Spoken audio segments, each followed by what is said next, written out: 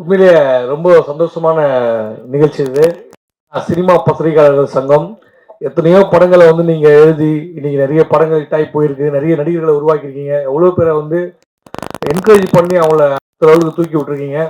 So இந்த நிகழ்ச்சியில வந்து போன வருஷமும் நான் வந்தேன், அங்கே மியூசிக் இதில் பண்ணாங்க. இந்த வருஷம் இங்கே நடக்குது, ரொம்ப சூப்பராக இருக்குது. ஏன்னா வரது கொஞ்சம் லேட் ஆயிடுச்சு. ஏன்னா இவிபிலேருந்து கிளம்புனேன், சரியான டிராஃபிக்ங்க. ஐயோ மெட்ரோ போட்டிருக்காங்க, கொத்தமல்லி காரம் பூந்தமல்லி தூரம்வாங்க, அவ்வளோ தூரங்க. சும்மா அங்கே லெஃப்டில் கட் பண்ணி ஸ்ட்ரைட்டாக போகிறதுக்கு வந்து அங்கே செம்ம டிராஃபிக். சரி நேராக போய் கிண்டியில் போய் லெஃப்டில் கட் பண்ணால் கடைசி திருப்பி போகிறதுக்கு வந்துட்டேன். சுற்றினே இருக்க மெட்ரோவில் அங்கே ரெண்டு பேர் சண்டை போட்டுருக்காங்க. அடிச்சேன், கிண்டியில் விழுவேன் நான் ஒருத்தன். நான் சொன்னேன் கொஞ்சம் வேகமாக அடி, பிரசாத் ஸ்டுடியோவில் விழுந்துடுறேன். அப்புறம் வந்து விழுந்து பிரசாத் ஸ்டுடியோக்கு வந்துட்டு வந்த ரொம்ப ஒரு சந்தோஷமான நிகழ்ச்சி. நிறைய நண்பர்கள்லாம் இருக்காங்க இங்கே. ஆக்சுவலி ஜேர்னலிஸ்ட் தானே, ஐடி கார்டு எனக்கு ஒரு ஐடி கார்டு கொடுங்க. ஏன்னா நான் மாஸ் மீடியா ஜேர்னலிஸ்ட் ஸ்டூடெண்ட், நான் மெட்ராஸ் யூனிவர்சிட்டியில் படித்தேன். சில பேருக்கு தெரியாது, அதான் சொல்ல. எனக்கு ஒரு ஐடி கார்டு கொடுத்துருங்க. இதோ நம்ம மோடி இருக்காரு, அண்ணன் சௌந்தரன் இருக்காரு, நிறைய பேர் இருக்காங்க, டைரக்டருங்க இருக்காங்க, பெரியவங்கலாம் இருக்காங்க. மோடி இப்போ சமீபத்தில் கல்யாணம் ஆச்சு, அவர் டீசல் படத்தில் பார்த்துருப்பீங்க. ஒரு கைத்தறியில் கொடுங்க பார்த்தீங்களா. ஆனால் உண்மையிலே அவருக்கு கிடைச்ச மனைவி மாதிரி உலகத்தில் யாருக்கும் கிடைக்க மாட்டாங்க, அவ்வளோ தங்கமான பொண்ணு. சீரியஸா சார், வீட்டுக்கு எவ்வளோ லேப்டாப் போனாலும் சாப்பிடாம வெயிட் பண்ணுவாங்க. நைட்டு மணி ஒன்றாலும் சரிங்க, சாப்பிடாம வெயிட் பண்ணுவாங்க. ஏன்னா இவரு தான் போய் சமைக்கணும். அந்த அளவுக்கு ஒரு தங்கமான மனுஷன். சும்மாலாம் சமைக்கிறது இல்லை, அவங்க பொண்டாட்டி நைட்டியை போட்டுதான் சமைக்கிறாப்புல. ஏன்னா அந்த சமையல் அப்பதான் ஒரு டேஸ்ட் இருக்குமா. அவர் சொல்றாப்புல, போன வாரம் பொண்டாட்டி நைட்டிக்கு போய் மாமியார் நைட்டியை போட்டுனாப்புல மாத்தி. அந்த மாதிரி ஒரு மனுஷன் மோடி. பட் ரொம்ப சந்தோஷம். இதே மாதிரி எப்பயுமே நீங்க சிரிச்சுக்கிட்டே இருக்கணும், மகிழ்ச்சியா இருக்கணும், ஹாப்பியா இருக்கணும். இந்த தீபாவளி ஒரு சிறப்பான தீபாவளியா இருக்கணும். போன வாரம் அப்படிதான் தீபாவளிக்கு வீட்டுல என்ன குழம்பு சொன்னீங்க, குழம்புல என்ன பண்றாங்க, பட்டாசு எடுத்து போட்டுக்கிறாங்க குழம்புல. குழம்பு கேட்டா அது வெங்காய வெடியா. இந்த மாதிரிலாம் நடக்கும் தீபாவளிக்கு. சில வெடியை போய் கொளுத்துவோம், யானை வெடின்னு வாங்கிருந்தாங்க, கொளுத்துன வெடிக்கவே இல்லை. கேட்டா அது நீர் யானை வெடி, ஈரமா இருக்காங்க.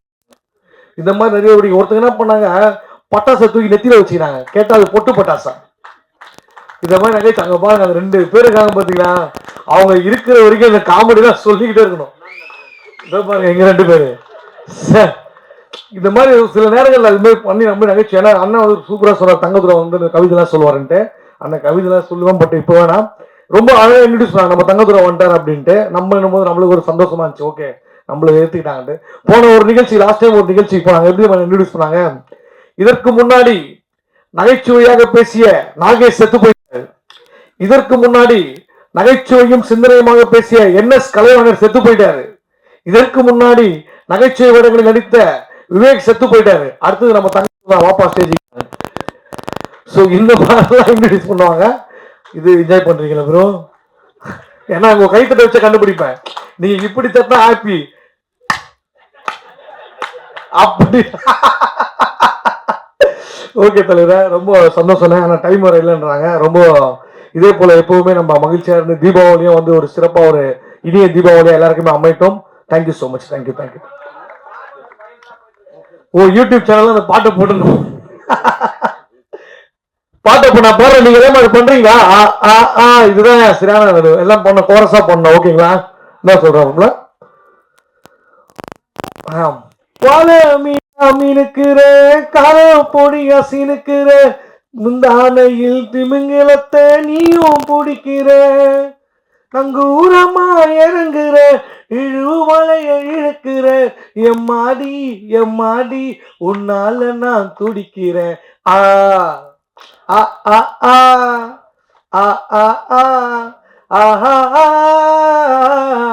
எங்க நீங்களாம் பண்ண மாட்டீங்களா?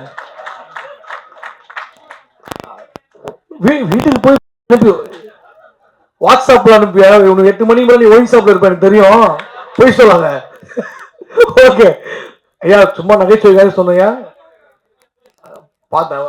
அவரு கொஞ்சம் சீரியஸா பார்த்துருக்காப்புல. ஐயா எல்லாருமே நண்பர்கள்ங்க, அவங்க வீட்டுக்குள்ளதான் இருக்கேன் நான். இப்ப மீட்டிங்ல என்ன சொல்றீங்க, நம்மளாம் ஒரு ஃப்ரெண்ட்லியா ஒரு ஃபேமிலியான ஒரு மீட்டிங்ல ஜாலியா பேசிட்டு இருக்கோம்.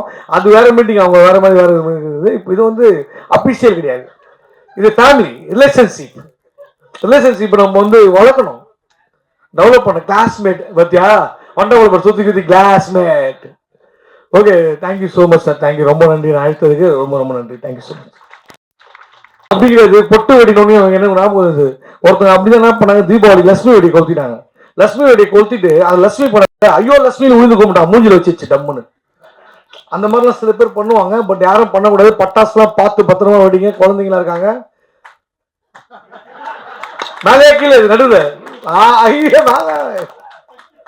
ஓகே ஓகே, கொஞ்சம் பார்த்து பசங்களை பத்திரமா பட்டாசுலாம் வெடிங்க, என்ஜாய் பண்ணுங்க. தேங்க்யூ. திரும்ப என்ன சொல்றீங்க?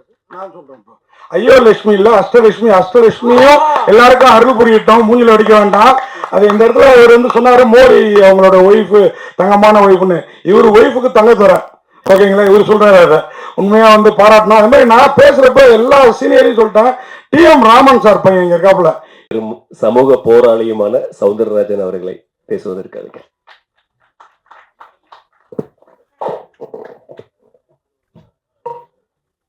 மண்ணுக்கும் மக்களுக்கும் வணக்கம். மேடையில் அமர்ந்திருக்கும் ஜாம்பான்களுக்கும் மூத்த பத்திரிகையாளர்களுக்கும் பத்திரிகை மீடியா நண்பர்களுக்கும் சிறப்பு வணக்கம். லைட்டாக பயம் வந்துருச்சு அவர் சொன்ன வார்த்தையில். எனக்கு பொதுவாக பயமே கிடையாது, எனக்கு எதுக்குமே பயந்து கிடையாது. சில விஷயத்தை தவிர்த்து அப்பாவுக்கு பயப்படுவேன், இங்கிலீஷ்னா பயப்படுவேன், பொண்டாட்டினா பயப்படுவேன், விஜய் சேதுபதிக்கு பயப்படுவேன், அதுக்கு பத்திரிகையாளருக்கு பயப்படுவேன். ஏன்னா யாரை ரொம்ப பிடிக்குதோ அவங்களுக்கு பயப்படுவேன், தப்பு பண்ணா பயப்படுவேன். அந்த பயம் வரும்போது பேச்சு வராது, கொஞ்சம் ஒரு மாதிரி படபடப்பா இருக்கும், ஒரு தடுமாற்றம் இருக்கும் இல்லையா? அந்த மனநிலை தான் உருவாக்கி விட்டாரு அவரு. ஃபர்ஸ்ட் எடுத்தோடனே பெரிய நடிகர், அடுத்து பெரிய அரசியல்வாதி அப்படின்னு சொன்னாரு. பெரிய நடிகர்லாம் இல்லை, பெரிய நடிகராக முயற்சி பண்ணிட்டு இருக்கேன். நீங்க எப்ப கூப்பிட்டாலும் வந்து நிற்பேன், பத்திரிகையாளர் எப்ப கூப்பிட்டாலும் நான் வந்து நிற்பேன். அந்த அன்பு என்கிட்ட உண்மையாவே இருக்கு. ஏன்னா பல முறை நான் நடிகனாக உணர்வது மக்களிடம் எனக்கும் அவங்களுக்கு ஒரு கனெக்ட் இல்லை. தேட்டர்ல பாக்குறாங்க, கை தட்டுறாங்க, சொல்றாங்க. பட் ஒவ்வொரு முறையும் நாங்கள் எக்ஸாம் எழுதிட்டு வந்து பேப்பரை பார்க்கணும்னா உங்ககிட்ட தான் நாங்கள் கொடுத்து பார்த்துட்டு இருக்கோம். ஸோ அதனால அந்த ஒரு பெரிய கனெக்ட் உங்ககிட்ட எனக்கு இருக்கு, அந்த பயமும் இருக்கு. அதனால சார் சொன்ன மாதிரி எழுத்துல ஆரம்பிச்சு போட்டோல ஆரம்பிச்சு இன்னைக்கு டிஜிட்டல் மீடியம் நிறைய வந்தா கூட ஒரு சமுதாயத்துல தவறு நடக்கும்போது அது யாராக இருந்தாலும் துணிச்சலா கேள்வி கேட்கறதுக்குன்னு ஒரு தைரியம் வேணும். அது நேர்மையா இருக்கும்போது, அது உண்மையா இருக்கும்போது இன்னும் அதுக்கான பவரும் மரியாதையும் கூடும். அதுதான் இன்னைக்கு 71 வருஷமா அவங்க இங்க இருக்காங்க. மக்கள் குரலா இருக்கட்டும், சார் சொன்ன மாதிரி சார் சொன்னதெல்லாம் வந்து சட்டமன்றத்திலே காணும்போது அதுக்குள்ள இருக்கிற உண்மையும் நேர்மையும் ஆளுமையும் தான் நான் பார்க்கிறேன். அது எழுத்தாளர்களுக்கு மட்டும்தான், ஒரு சமுதாய பொறுப்புள்ள ஒரு மனிதர்களுக்கு மட்டும்தான் வரும். அவங்க தான் நீங்க பத்திரிகையாளர். ஸோ உங்களுடைய எல்லா நிகழ்ச்சிகளும் நான் இருப்பேன், நான் உங்க குடும்பத்தில் நான் ஒருத்தனா இருப்பேன்றதை சொல்லி உங்க எல்லாருக்கும் என்னுடைய மனமார்ந்த வாழ்த்துக்கள். எப்பவுமே நான் சொல்லுவேன், ஹெல்த் இஸ் வெல்த். பத்திரிகையாளர் நீங்க 24 மணி நேரம் ஓயாம ஒழிச்சிட்டு இருக்கீங்க. உங்க உடம்புக்கு முக்கியத்துவம் கொடுங்க, ஆரோக்கியமா இருக்கணும், உங்க குடும்பம் ஆரோக்கியமா வேண்டிக்கிறேன். நன்றி, வணக்கம். Hello, good evening. First of all, being the part of this great occasion, இதில் நான் இருக்கிறது வந்து எனக்கு ரொம்ப பெருமையாக இருக்கு. உங்கள் எல்லாருக்கும் என்னுடைய இனிய தீபாவளி நல்வாழ்த்துக்கள். யூனிட்டி சொசைட்டியில் வந்து ஒருத்தவங்களும் ஒரு துறையில் இருந்தால் கூட அவங்களுக்குன்னு ஒரு பாதுகாப்புங்கிறது வந்து அந்த அவங்க சார்ந்த சங்கம் தான் அதுக்கு மிக முக்கியமான ஒரு காரணமாக இருக்கும். அந்த விதத்தில் இங்கே இருக்கிற அத்தனை அங்கத்தினருக்கும் உங்களுடைய பாதம் தொட்ட என்னுடைய வணக்கம். மேடையில் வச்சிருக்கிற எல்லாருமே சச் ஜீனியஸ், எல்லாரோடையும் நான் பழகி இருக்கிறேன். மக்கள் குரல் ராம்ஜி அண்ணன் வந்து நான் உதவி இயக்குனராக இருக்கிற காலத்திலேருந்து எனக்கு அவரை தெரியும். என்னுடைய படங்கள் எல்லாம் பார்த்துருக்காரு. கடைசியாக பண்ண மீண்டும் வரைக்கும் ஒரு பெரிய போராட்டங்கள் அப்பெல்லாம் என் கூடயே இருந்து என்னை சப்போர்ட் பண்ணவர்.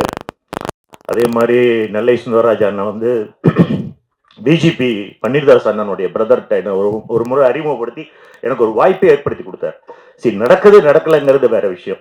அவர் வந்து ஒரு ப்ரெஸ் பீப்புள் தான், பட் ஆனால் அவருக்கு வந்து என் மேலே உள்ள காட்டசியில் அந்த மாதிரி ஒரு விஷயம் பண்ணி கொடுத்துருக்காரு. அடுத்து வந்து அன்பு அம்மா அனுபவமா நான் வந்து துவண்டு போயிருந்த ஒரு பீரியட் வந்து ஏபிசிடி படம், ஒரு நல்ல படம் பண்ணியிருந்தேன். அப்போ வந்து நல்ல மழை, அந்த பிரசாத் லேப்ல தான் ஷோ போட்டிருந்தோம். அப்போ நான் அவங்கள்ட்ட தான் கூப்பிட்டு பேசினேன். மேடம் உங்களுக்கு எப்படி இருக்குன்னு. நான் உங்களுக்கு ரைட் அப் கொடுக்குறேன், தைரியமாக இருக்கேன். This film is emotional fair. யாராலும் வந்து இவ்வளவு துணிவா ஆண்மையோட படம் எடுக்க முடியாது. இதையே நான் எழுதுற போங்கன்னாங்க. இன்னும் நான் பத்திரமா வச்சிருக்கேன் அந்த ஆர்டிக்கலை. என் லைஃப் டைம்ல மறக்க முடியாத ஒருத்தவங்களும் இங்க இருக்கிறாங்க. Karthik sir, RS Karthik sir வந்து கிட்டத்தட்ட ஒரு தோழன் மாதிரி தான். முதல்ல இந்த விழாவுக்கு இந்த இடத்துல நான் நிக்கிறது வந்து இந்த அழகன் படத்துல மம்முட்டி சொல்ற மாதிரி ஒரு உப்புமா தான்.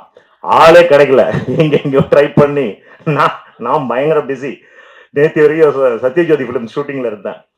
வந்து திடீர்னு என்னை கூப்பிட்டாரு. நான் அப்பதான் ஃபேமிலியை கூட்டிட்டு பாண்டி பஜார்ல இருந்து, அங்கேருந்தே தெரியும் உங்களுக்கு டிராஃபிக் அப்படின்னு, சரி நீங்க போங்க நான் வந்துடுறேன்னு சொல்லிட்டு ஓடியா இருந்தேன். ஆனா இங்க வந்ததுக்கு அப்புறம் தெரியுது இது ரொம்ப ஒரு தவிர்க்க முடியாத ஒரு விழா. இந்த மாதிரி ஒரு எழுத்து அப்படிங்கிறது வந்து எவ்வளவு இந்த சமூகத்துக்கு முக்கியம் அப்படிங்கிறது இன்னைக்கு காலங்கள் மாறி இருக்கலாம், டிஜிட்டல் உலகமாக இருக்கலாம். ஆனால் இன்னைக்கும் மக்கள்கிட்ட வந்து ஒரு படத்தை கொண்டு போய் சேர்க்கிறப்போ தடி எடுத்தாலும் தாண்டவராயன்னு சொல்லி ரிவ்யூ கொடுக்குறவங்க எல்லாருமே வந்து பிரஸ் பீப்புள் ஆயிட மாட்டாங்க. இங்க இருக்கிறவங்களுக்கு அவ்வளவு பெரிய ரெஸ்பான்சிபிலிட்டி இருக்கு. எனக்கு தெரிஞ்சு நான் வந்து யார் பேரைய விட்டு இருந்தா மன்னிக்கணும். ஏன்னா போன வாட்டி மீனாட்சி சுந்தரம்லாம் கோச்சிக்கிட்டாரு, என்ன என் பேரை சொல்லலை அப்படின்னு. கையில் தேராஜன்ல இருந்து எல்லாருமே எனக்கு பழக்கம் தான். முக்கியமா ஃபிலிம் நியூஸ் ஆனந்த் அண்ணன் அந்த இடத்துல நினைச்சு பார்க்குறேன். அவரெல்லாம் எனக்கு அவ்வளோ சப்போர்ட்டாக இருந்திருக்காரு நாங்களாம் சினிமா பண்ற காலத்துல. ஒரு ஒரு ரிவ்யூ கொடுக்குறப்போ அல்லது ஒரு பேன் பிடிச்ச ஒரு பத்திரிகை ஒரு படத்தை பத்தி எழுதுறப்போ அவங்க மனசும் காயப்படக்கூடாது, அதே சமயத்துல அதுல உள்ள குறைகளையும் சுட்டி காட்டணும், நிறைகளையும் ஹைலைட் பண்ணணும் அப்படின்னா அது வந்து ஒரு பெரிய art. It is not easy. அந்த ஆர்ட்டை பண்றவங்க தான் இங்க இருக்கிறவங்க. நான் இங்க இந்த சங்கத்துல மெம்பரா இருக்கிற உங்களை சொல்றேன். இதை வந்து மிக சிறப்பாக பண்ணிட்டு அப்படிங்கிறது வந்து சாதாரண இல்ல, மிகப்பெரிய ஒரு எப்படி சொல்றது, கிட்டத்தட்ட ஒரு பெரிய சொசைட்டிக்கும் மக்களுக்கும் சினிமாவுக்கும் வந்து கிட்டத்தட்ட நீங்க ஒரு பாலமாக தான் இருந்திருக்கீங்க. இந்த உங்களுடைய பணி வந்து சிறக்கணும் அப்படின்றது என்னுடைய ஒரு ஆசை. நம்ம ஆடியோ ஃபங்க்ஷன் போறோம், பேச்சு மன்றம் போறோம், இல்லை வேற ஏதோ இன்டர்வியூ கொடுக்குறோம், அதெல்லாம் வந்து ஒரு சர்வேயல், ஃபிட்னஸ் ஆஃப் சர்வேயல்னு சொல்லலாம். பட் இந்த மாதிரி ஒரு நிகழ்ச்சிக்கு வர்றதை வந்து நான் ரொம்ப பெருமையாகவும் ஒரு கடமையாகவும் நினைக்கிறேன். ஆர்எஸ் 11th அப்படிங்கிறத விட இந்த மாதிரி ஒரு அக்கேஷன்ல நாங்கெல்லாம் இருக்கோம் உங்களுக்காகன்னு சொல்லி ஒரு சின்ன கிஃப்ட். நான் சொல்றது வந்து ஒரு 1 ரூபி காயினா கூட இருக்கலாம், இங்க இருக்கவங்களுக்கு கூப்பிட்டு கொடுக்கலாம். ஆனா அதுக்கு பின்னாடி இருக்கிறது அப்படிங்கிறது வந்து யூனிட்டி அண்ட் ஃபெய்த். அந்த ஃபெய்த் வந்து இங்க இந்த தீபாவளி பிரைஸா நமக்கு வந்து கொடுக்குறாங்க நம்ம உறுப்பினர்களுக்கு அப்படிங்கிறது வந்து ரொம்ப பெரிய ஒரு விஷயமா நான் நினைக்கிறேன். அதை ரொம்ப பெருமையாகவும் கருதுறேன். அண்ட் இங்க வந்திருக்கவங்க எல்லாருக்கும் என்னுடைய மனமார்ந்த நன்றியையும் தீபாவளி வாழ்த்துக்களையும் கூறி விடைபெறுகிறேன். நன்றி, வணக்கம்.